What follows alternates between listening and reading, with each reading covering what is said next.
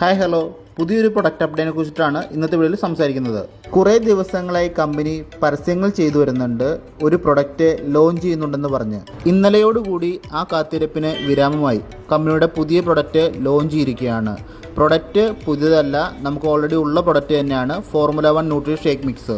ഇതിലിപ്പോൾ എന്താണ് പുതുമയുള്ളതെന്ന് നോക്കിക്കഴിഞ്ഞാൽ പ്രൊഡക്റ്റിൻ്റെ അളവിലാണ് പുതുമയുള്ളത്. പ്രൊഡക്റ്റിൻ്റെ മണത്തിലോ ഗുണത്തിലോ യാതൊരുവിധ മാറ്റവും വന്നിട്ടില്ല. പ്രൊഡക്റ്റിൻ്റെ അളവിലാണ് വലിയ മാറ്റം വന്നിരിക്കുന്നത്. ഇതുവരെയും നമുക്ക് ലഭിച്ചുകൊണ്ടിരുന്നത് 500 ഗ്രാമിൻ്റെ ന്യൂട്രീഷൻ ഷേക്ക് മിക്സ് ആയിരുന്നു.